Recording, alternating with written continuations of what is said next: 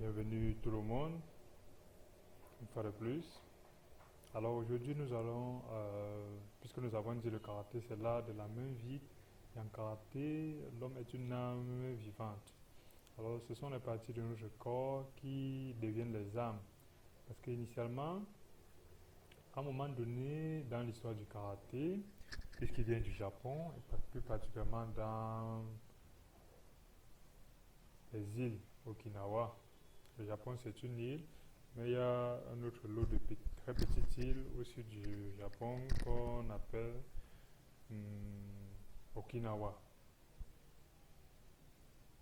C'est une île parmi l'ensemble des îles qu'on appelle les Ryukyu. Les Ryukyu. Ok. Alors, le Japon ayant indexé cette île, alors ils ont les samouraïs. Il a indexé cette île, les samouraïs combattant avec des sabres. Il a interdit totalement l'utilisation du matériel par aux gens d'Okinawa. Oui. Alors, ils étaient obligés pour se défendre sans matériel de perfectionner cet art que nous appelons aujourd'hui le karaté. Alors, ils se sont dit, si nous n'avons pas de matériel, alors notre corps devient le matériel. Alors, ils sont arrangés d'adapter le karaté à l'utilisation de leur corps. Alors, nous allons voir aujourd'hui différemment les différentes parties de la main. De la main. Parce qu'en fait, avant de commencer à faire le karaté, c'est très important de connaître ces parties-là. Nous allons commencer déjà avec la base. La base, voici la main qui permet de faire le karaté. Elle va nous permettre de faire des coups de poing, des tsukiwaza, des blocages, des ukewaza, des frappes, et ainsi de suite. Ainsi de suite. Alors le coup de poing en lui-même en karaté, ça s'appelle le seiken. Seiken. Le seiken. Donc un coup de poing en karaté, c'est le seiken en lui-même.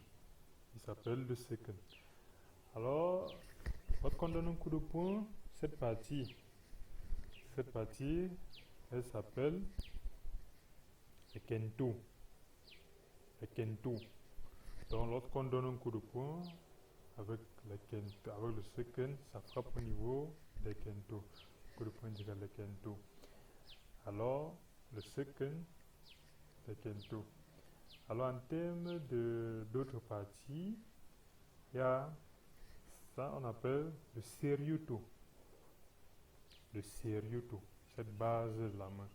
Parce qu'elle permet de faire une frappe particulière, solide. Elle est très solide. Elle peut faire là. Ah, le seryuto. Alors, la paume de main en elle-même aussi permet de faire une frappe ou des frappes. Ça s'appelle le teisho. Le teisho. La paume de main, c'est le teisho. Alors, le contraire du teisho, c'est le eshu. Eshu. Ça permet aussi de faire des frappes. Teisho, ushi. Teisho, ushi. Alors, cette partie-ci, elle s'appelle le shuto. Permet de faire shuto ushi ou shuto uke. Elle permet de faire des frappes ou des barrages. Alors, le contraire du shuto, c'est le eto. Ça permet aussi de faire des frappes. Ça permet de faire des frappes. Le eto. De faire des frappes. Le eto. Alors, les doigts. Les doigts, en eux-mêmes, il y a des frappes de doigts. Il y a des frappes de 2 doigts au niveau des yeux. On peut faire des attaques. En 2 doigts, on appelle un Nihon Nikite. Nihon pour 2. Parce qu'en karaté, 1, 2, 3, 4, 5, 6, 7, 8, 9, 10. Ça se compte. Ish, ni, san, shi, go, ruku, shishi, ashi, ku, chu. Alors ni, niyong, nikite. Un seul doigt en pique. On peut piquer pour faire beaucoup de choses. C'est ipon, nikite. Ipon, nikite. Niyong, nikite. Nikite lui-même. Nikite. Nikite, c'est une frappe. C'est une frappe. C'est une frappe. Nikite. Nikite. Alors, nous avons vu Seryuto, Tesho, Nukite, Yong Nukite, Ipon Nukite, le Eshu, le Shuto, le Eito. Alors, il y a des frappes en karaté qu'on peut faire avec le dos de la main plié. On appelle ça le Keito, le Keito, le Keito, le Keito. On peut faire cette frappe-ci en karaté. On plie les mains. On appelle ça le Kumade, Kumade, Kumade. C'est une percussion avec les doigts comme ça. Kumade. Alors, on peut attaquer avec cette partie des phalanges.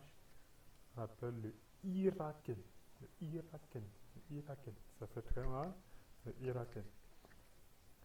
Alors, en karaté, c'est parti.